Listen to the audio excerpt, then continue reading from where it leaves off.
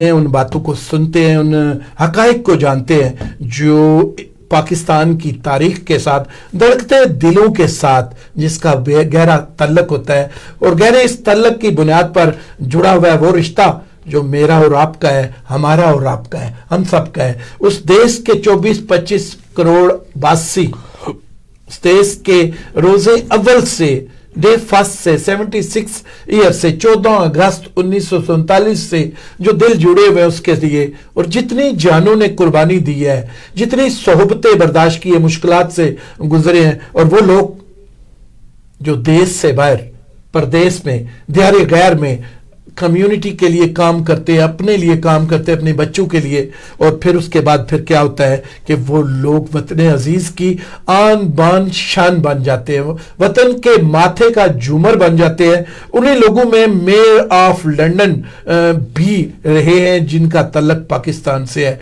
उसी मुल्क की कंजर्वेटिव पार्टी की, बरसर इक़्तिदार पार्टी की, जब प्राइम मिनिस्टर बरसर कंजर्वेटिव पार्टी के बने डेविड कैमरन, तो जो वाइस प्रेसिडेंट की तौर पर थी, सीनियर वाइस चेयरपर्सन थी बेवल के इलाके, समोट के इलाके से, सईदा वारसी, फिर इस मुल्क की डिप्टी प्राइम मिनिस्टर के लेवल तक भी गई।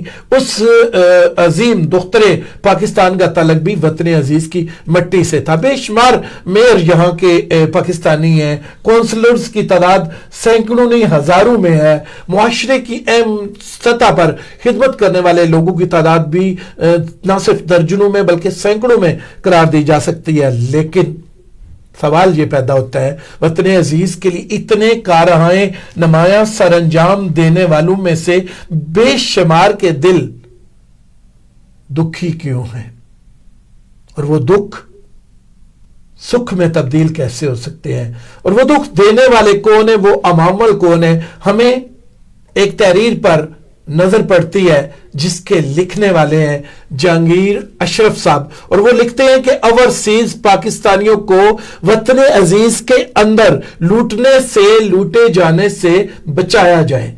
आज हम अपने प्रोग्राम का आगाज भी कुछ इन्हीं अल्फाज से करेंगे जिसका आपको इन लफ्जों में आगाज हो गया। हमारे टॉपिक्स आज के कुछ इस तरह होंगे। जहांगीर अशरफ साहब हमारे साथ मौजूद है, उन्हें कहेंगे अस्सलाम वालेकुम जी। वालेकुम सलाम। कैसे आप? बिल्कुल ठीक है। तहरीर बड़ी सख्त अल्फाज में थी, दिल दुखा देने वाली। जो लोग लुटे हैं माजी में, जो लोग तकलीफ से दो चार हुए हैं, कोई जाती मुशाहदा था या लोगों का कोई शिकवा था कि आप तहरीरें तो बहुत लिखते हैं, कुछ हमारे बारे में? बहुत सारे हमारे दोस्त थे, बहुत क्लोज दोस्त थे जी, और वो ये शिकायत कर रहे हैं जी कि हम जब जाते, अपना भी मुशाहदा है, ये नहीं है कि अपना नहीं है, लेकिन हम अपनी दास्तान ज़रा कम लिखते हैं। ठीक है। लेकिन यह है कि इतनी ज़्यादा शिकायत है, इतने ज़्यादा प्रॉब्लम है कि गवर्नमेंट ऑफ पाकिस्तान जो है, जैसे कि मैंने उस तहरीर में भी लिखा है कि आपको जो फॉरेन ओवरसीज़ हैं, जो फॉरेन कंट्री में रह रहे हैं, हाँ वो यूरोप में या मिडल ईस्ट में या अमेरिका और कनाडा में, जहाँ कहीं भी हैं, वो आपको ऑलमोस्ट $32 बिलियन सालाना भेज रहे हैं। ओके। और ये अगर ये पैसे पाकिस्तान ना जाए ना, तो पाकिस्तान, वैसे तो आप रोज़ कहते हैं दिवालिया, और 1 मिनट में दिवालिया हो जाएगा। अच्छा। क्योंकि आपका ट्रेड डेफिसिट जो है ना वो 30-32 का है, और ये पैसे जाते हैं जिससे आप पेमेंट करते हैं। राइट। आप जो है ना फॉरेन कंट्री को पेमेंट करते हैं, और इन लोगों को इतना अकीर ना समझें कि एयरपोर्ट पे जाएं तो वहाँ पे लूटने वाले बैठे हुए हैं। ऑल दो कितने कैमरे लगे हैं, लेकिन उन्होंने फिर भी कोई ना कोई रास्ते निकाले हुए हैं। पासपोर्ट में रख के दे दें, थोड़ा इधर होके दे दें, उन कैमरों से बच के दे दें, बाथरूम साइड पे आ जाए जहाँ नहीं है। सो एक तो पहले ही आपका इस्तकबाल बहुत अच्छा किया जाता है दुनिया में। कहीं मैंने बहुत मिडल ईस्ट में काम किया है, यूरोप में कहीं ऐसा मैं बर्ताव अपनी नेशन के साथ नहीं किया जाता जो हमारे फिर जब वो सामान लेके जाते हैं जी, तो वो रास्ते में उनको डाकू है, पुलिस कोई तहफ़्फ़ुज़ फराहम नहीं करती कि आपके जहाज़ आ रहे हैं, आपके आ रहे हैं लोग, अब कोई रात को आ रहा है, कोई सुबह के टाइम आ रहा है, कोई क्योंकि एक तो यह है कि हमारी गवर्नमेंट, जो भी गवर्नमेंट थी, उसका इतना बड़ा कारनामा है कि उसने अपनी एयरलाइन बंद करा दी। تو لوگوں کے لیے اتنا بڑا مشکل ہو گیا ہے کہ ان کا روٹ اتنا لمبا ہو گیا ہے کہ وہ 25-30 گھنٹوں میں وایا دبئی یا وایا استنبول وہ اپنے ملک پہنچتے ہیں. ایک الگ مشکل شروع ہو گئی. یہ جو یورپ والوں کے میں بات کر رہا ہوں, مڈل ایسٹ والے تو چلو ڈائریکٹ سے چلے جاتے ہیں. تو یہ اپنی ایئر لائن بند ہونے کا بھی ایک بہت بڑا نقصان ہے. اور یہ بھی جو بھی حکومت ہے, ریاست کی ناکامی ہے کہ وہ ابھی تک اس چیز کو بحال نہیں کرا سکتی. اور دوسرا یہ ہے کہ وہاں پہ ہر روٹ پہ آپ یہاں سے خاص کر میں نے منشن کیا ہے کہ یہ اسلام آباد ایئرپورٹ ہے جو ہمارا کیپٹل ہے, اس میں بہت زیادہ یہ پرابلم ہے.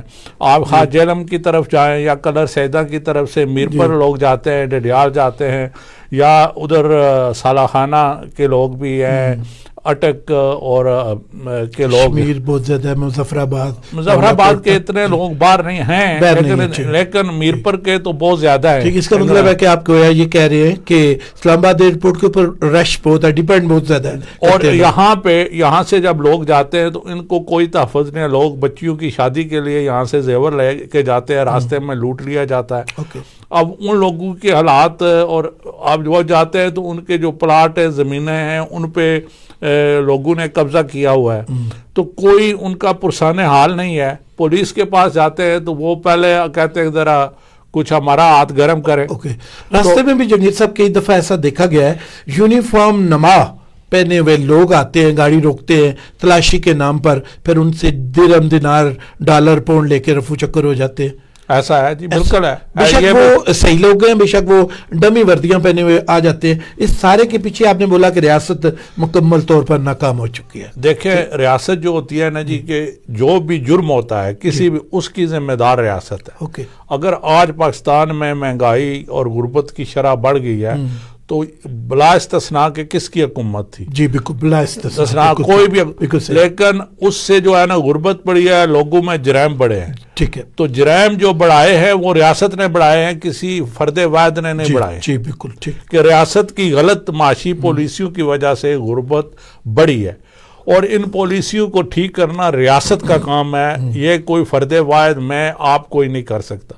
تو پہلی بات تو یہ ہے کہ ریاست اس کا ایک حکومت کے لیول پہ ہے کہ ان پالیسیوں کو درست کرے. دوسرا, لا اینڈ آرڈر جو مینٹین کرنے والے ادارے ہیں ان کو آپ کیا ان چند روٹوں پہ کچھ انٹیلیجنس کے بندے نہیں کر سکتے؟ کیوں نہیں؟ آپ اگر چیف منسٹر جا رہا ہے, پرائم منسٹر چیف منسٹر جا رہا ہے تو روٹ پورے اسلام آباد سے تھرپارکر تک لگا ہوتا ہے, لگا ہے. تو آپ ان میں صرف لوگوں کو یہ پتا ہو کہ یار یہاں پہ انٹیلیجنس والے ہیں اور وہ ہمیں اریسٹ کرا دیں گے, بالکل, تو آپ جو ہے نا رینڈملی اگر بھی کرائیں تو یہ جرائم ختم ہو سکتے. مگر ریاست کو اس کی فرصت ہی نہیں ہے, وہ اپنے چکروں میں.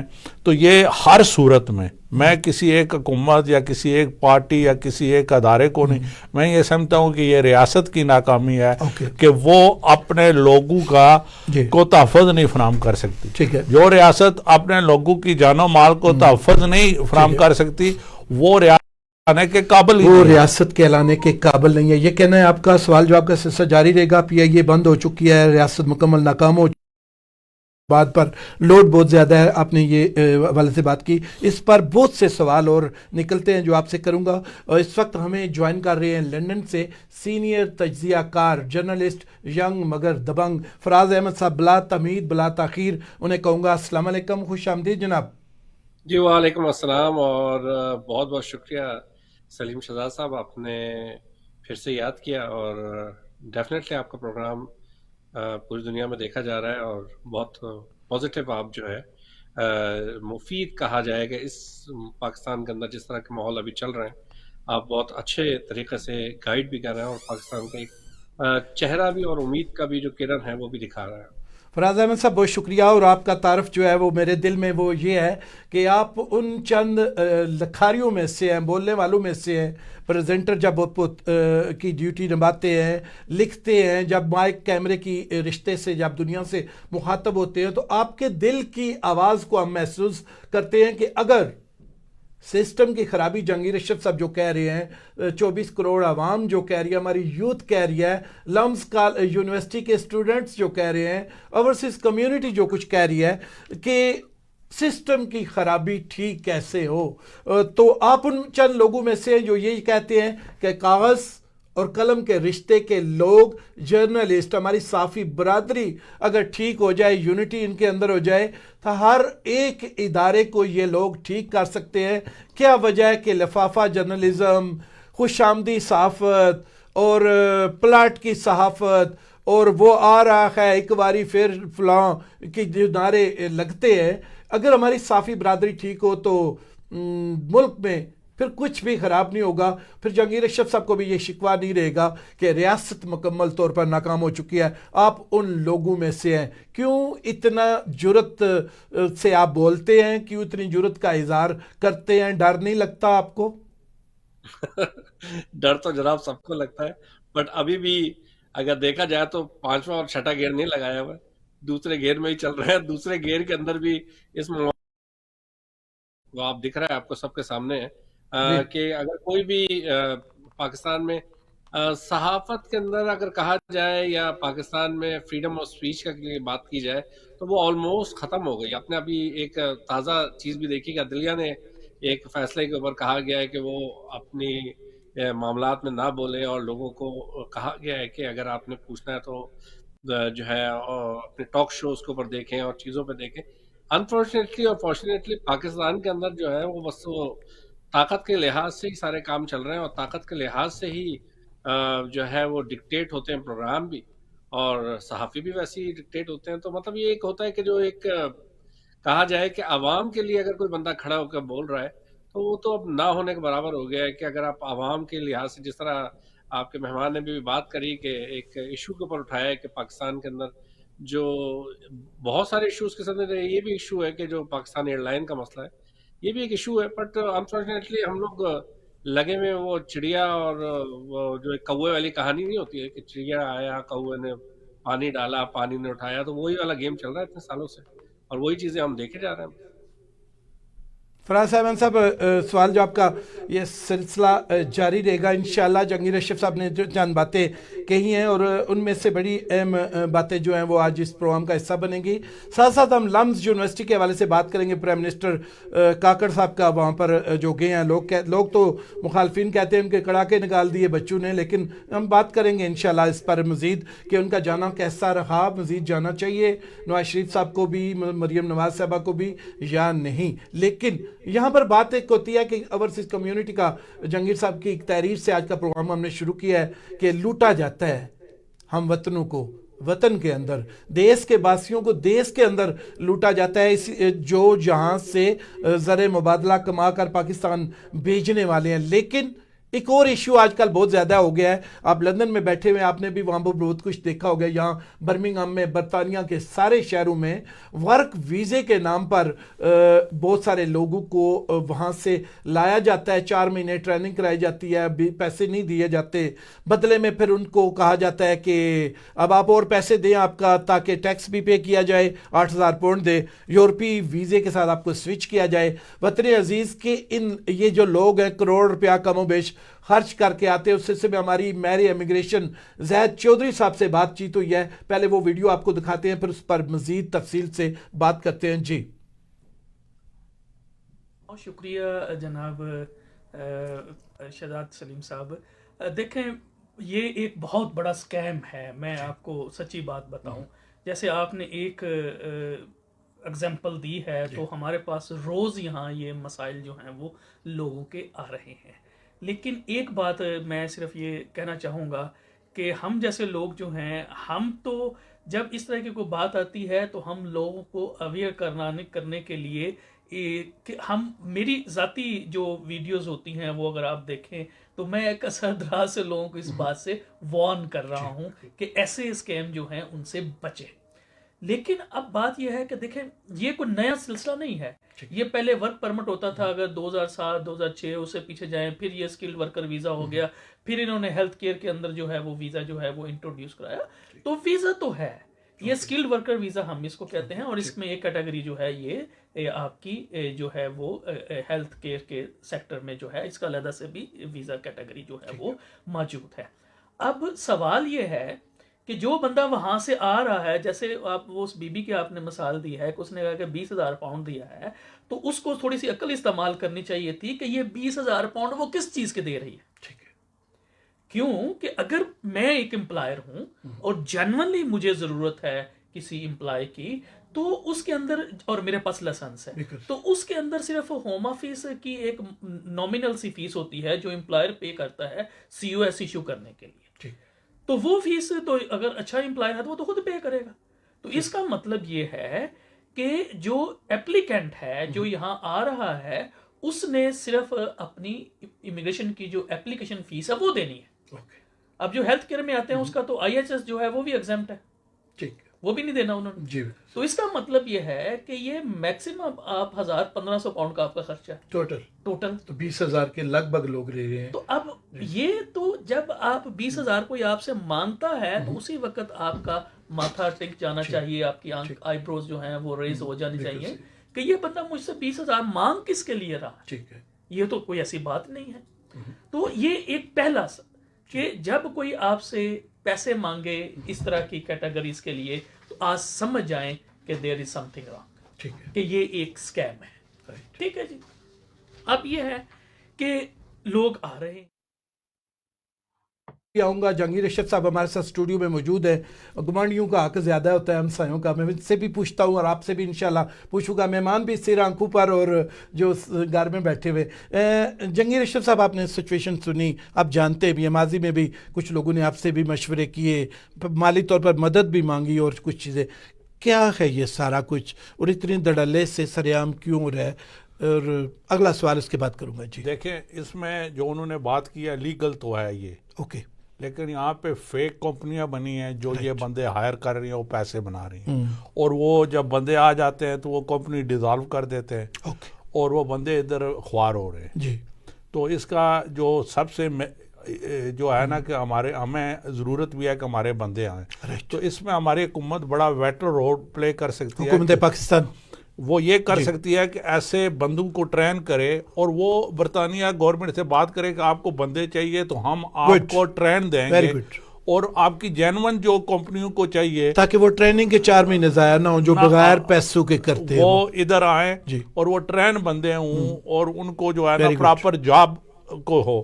لیکن ہمارے ہاں تو سارا سسٹم ہی جل تھل ہوا ہے، کوئی سمجھ نہیں آتی کیا ہو.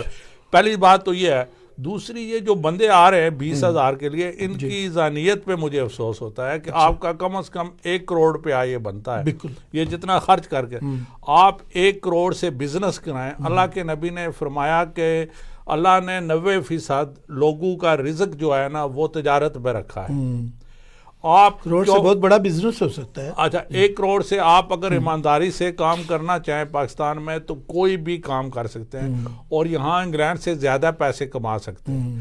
جاب میں آ کے آپ کو ٹھیک ہے لوگ یہ کہیں گے جی وہ باہر ہوتا ہے، جی وہ امریکہ ہوتا ہے، جی وہ کینیڈا، تو آپ جو ہے نا صرف سٹیٹس کے لیے، صرف یہ جی کہ یہ باہر ہے، اس کے لیے یہ اتنے اپنے پیسے، اپنے ماں باپ کے کمائے ہوئے پیسے ضائع نہیں کرنا. بالکل صحیح. اور یہ جو ایشو ہے نا، اس کا ایک لوگوں کی ذہنی حالت سے بھی ہے کہ وہ اپنے ملک میں کام کرنے کے لیے تیار بھی نہیں. بالکل صحیح. حالانکہ آپ بزنس کر سکتے ہیں، اس میں تو حکومت کا کوئی عمل دخل نہیں ہے کہ آپ کہیں پہ کلر سیدہ میں کرنا چاہیں، پنڈی میں، لاہور میں، کراچی میں، آپ کو بزنس کرنے سے کون روک سکتا ہے؟ ٹھیک بات ہے. تو جو لوگوں نے بزنس کیا ہے، میں آپ کو بے شمار ایسے پاکستان کے اس وقت جو ٹاپ انڈسٹریلسٹ ہیں، ایک یہ جو پل کنٹینیٹل کے مالک ہیں اشوانی صاحب، تو انہوں نے ایک کیونکہ ان کے ایک ادارے میں ملازمت بھی کی ہے، تو انہوں نے ہمیں بتایا کہ میں نے چھوٹے سے کاروبار سے کیا ہے کام،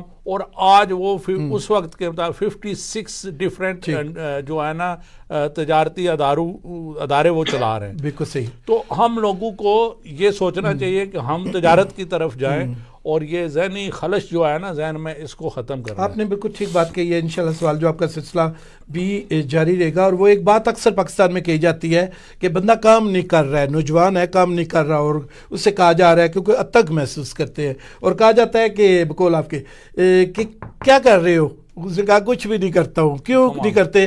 पापा इंग्लैंड में है इसलिए मैं कुछ नहीं करता, मुझे कुछ करने की ज़रूरत नहीं है। लेकिन यही बात हम फराज साहब से जानना चाहेंगे। बेशुमार केस फराज साहब आपके मुशाहदे में इस तरह के गुजरे होंगे जो वर्क परमिट के हवाले से हैं, लोगों की मुश्किलात में आते हैं। कॉल भी हम ले लेते हैं। फराज साहब आपसे पहले एक कॉल आपकी इजाज़त हो तो मैं ले लूँ, फिर उसके बाद आगे बढ़ते हैं। जी अस्सलाम वालेकुम। कहाँ से जनाब? जी फराज साहब फरमाइए कि किस तरह देखते हैं इस सारे सोशल इशू को जिससे लोग गुजर रहे हैं। जी जी, ये तो एक छोटे छोटे से वो हैं, अगर कहा जाए इसके ऊपर एक कैच है, जिस तरह पाकिस्तान के अंदर और कैचेस होते हैं। बट मैं तो बात ही करूंगा कि बज़ात कौम हम सब करप्ट हैं वैसे। आप कोरोना देख लीजिए, जब कोरोना आया था तो जितनी हमारे अल्लाह माफ़ करे देसी शॉपें थी, उसके अंदर वो जो ज़रूरत अशिया की चीज़ें थी वो डबल कर दी गई, और उनको कोई वो उस पर शर्म नहीं थी। वो कह रहे थे ये तो कारोबार है हमारा। तो इसी तरीके से जब पाकिस्तान के हालात ख़राब होंगे, लोग परेशान हाल होंगे, तो उनको तो एक वही दिखता है कि वो जो इंडियन मूवीज़ के अंदर दिखता है कि वो एक दिन जाते हैं और करोड़पति बन के आ जाते हैं। तो वो कहते हैं हम सारा अपना दाव लगा देते हैं बाहर निकलने के ऊपर। तो उसमें लूटने वाले भी हमारे ही बंदे होते हैं, लूटने वाले भी हमारे ही बंदे होते हैं, और कोई उनको गाइड करने वाला नहीं होता। और उनको आप सही बात बताएं, आप यकीन करेंगे सलीम ठीक। सदा साहब, अगर आप यहाँ बैठ के भी उनको बताएं ना कि यार यहाँ पे बड़े मुश्किल हालात हैं, तो वो हंसते हैं, कहते हैं यार खुद तो वहां बैठे हुए हो, हमको क्या बातें कर रहे हो। ठीक है। फराज साहब एक कॉलर हमारे साथ मौजूद है जो आपकी बात सुनने के बाद उन्होंने कॉल मिलाई है और उन्होंने कहा कि मैं फराज साहब से बात करना चाहता हूँ, ज़रा उनको ले लें। जी अस्सलाम वालेकुम। जी जी वालेकुम अस्सलाम जनाब, कैसे हैं आप? जी अल्हम्दुलिल्लाह। जैद साहब आपकी आवाज़ बड़ी पहचानी जानी पहचानी हो गई है सराज टीवी के नाजरीन के लिए जो दुनिया भर में आपको सुन रहे हैं। क्या कहेंगे जनाब? जी माशाल्लाह, बड़ा अच्छा प्रोग्राम हो रहा है और बड़े अच्छे टॉपिक हैं आपके। लेकिन जो हालात हाजरा के मुताबिक देखा जाए तो मैं जरा इनसे थोड़ा हटकर बात करना चाहूंगा कि जैसे कि अफगान मुहाजिरीन की वापसी हो रही है वापस उनके वतन में, तो उनके जो असरात हैं वो आना स्टार्ट हो गए हैं। शायद उस पर हमारा इंटरनेशनल मीडिया इतना हाईलाइट नहीं कर रहा और उस पर कोई ज्यादा बात नहीं कर रहा। और कल 24 घंटे के अंदर अंदर पाकिस्तान में 2 वाकयात रोनुमा हो चुके हैं। 2 पाकिस्तानी फौज की जो गाड़ियां हैं उन पर हमला हुआ है, 14 नौजवान शहीद हुए हैं। इसी तरह कलमिया वाली एयरबेस पर भी हमला हुआ है। तो मेरे ख्याल में हम इमरान खान को थोड़ा सा साइड पर रखें और हमारी ISI क्या कर रही है और हमारा अदलिया क्या कर रहा है, और इस वक्त जो मेन कंसर्न है वो मेरे ख्याल में हमारा इस पर होना चाहिए कि ये अफगान मुहाजिरीन की वापसी इतना आसान और अमल नहीं होगा जितना समझा जा रहा है। तो इस बारे में क्या ख्यालात ठीक है, हैं फराज अहमद ठीक है साहब जी। के? फराज अहमद साहब से भी पूछता हूँ, जंगीर रशीद साहब भी बड़ा नॉलेज रखते हैं, इस पर भी पूछूंगा। इंशाल्लाह बातचीत का सिलसिला जारी रखेंगे। ज़्यादा आपका शुक्रिया, प्रोग्राम देखते रहिएगा। जी फराज साहब बात कंटिन्यू कीजिए। देखिए, मैं एग्जैक्टली जो उनकी बात करी, उन्होंने बड़ी अच्छी बात करी है, और मैं इसके ऊपर डेफिनेटली एक, बल्कि मेरा अपना वीलॉग भी मैंने बनाया था। 1.7 मिलियन अफगान रेफ्यूजीज हैं जी, ये कोई छोटी मोटी बात नहीं है। और मुझे तो इतनी शर्मिंदगी हो रही है और इतनी मैं कहा जाए कि ये इतना बड़ा सेंसिटिव मामला था, इसके ऊपर तो बाकायदा रेफरेंडम करवाया जाता है, इसके ऊपर बाकायदा जो लोगों को जो नई हुकूमत आती है उनके जरिए काम कराया जाता। ये तो जी एक, आप यकीन करेंगे कि पाकिस्तान की दुश्मनी को बढ़ाने के लिए काम हुआ है। और इस टाइम के ऊपर जो बच्चे, स्पेशली छोटे छोटे बच्चे जो सर्दी के अंदर वहां से हिजरत कर रहे हैं, आप उनको भले, आप देखें हमारी नेचर है सलीम साहब, आपको अगर कोई बंदा ना पूरी जिंदगी आपके ऊपर एहसान करता रहे ना, बट अगर एक दफा उसने आपको गाली दे दी ना, तो आप उसकी गाली याद रखेंगे, एहसान आप पूरी जिंदगी का भूल जाएंगे। बिल्कुल। अभी अफगानिस्तान में अंदर आप लोगों ने जितना कुछ किया ना, वो मट्टी पलेट पानी फेरने के मुताबिक है कि आपने इस तरीके से किसी को निकाल रहे हैं। आप इमरान खान साहब जब गवर्नमेंट में थे, उन्होंने इतनी जबरदस्त स्कीम दी थी कि जिस तरह बाहर ममालिक के अंदर होता है, जो लोग बहुत अरसा रह जाते हैं उनको एमएसटी दी जाती है और उनको वहां पे पक्का किया जाता है कि ठीक है जी, अब रेवेन्यू बढ़ेगा, जितने लोग वहां पे रह रहे हैं उनको रेवेन्यू बढ़ेगा। देखिए, पॉपुलेशन बढ़ने से जो है ना, मामला सही नहीं होते, और मामला सही होते हैं निजाम को सेट करने के अंदर। अब ठीक है, यूके जो है एक छोटी ठीक। कंट्री है बनस्बत पाकिस्तान के लिहाज से, पर इतना वेल ऑर्गेनाइज है। تو میرا تو یہ سینئر کنسرن ہے، یہ جو آپ کے کالر نے بولا ہے بالکل صحیح بات کری، ٹھیک ہے، یہ tip of the I bugs ہے، ابھی تو یہ معاملات اور آگے بڑھیں گے. یہ ٹھیک. فراز صاحب ایک کپ چائے پی لیجئے اور تب تک ہم واپس آتے ہیں، چھوٹی سی لیتے ہیں یہاں پر بریک.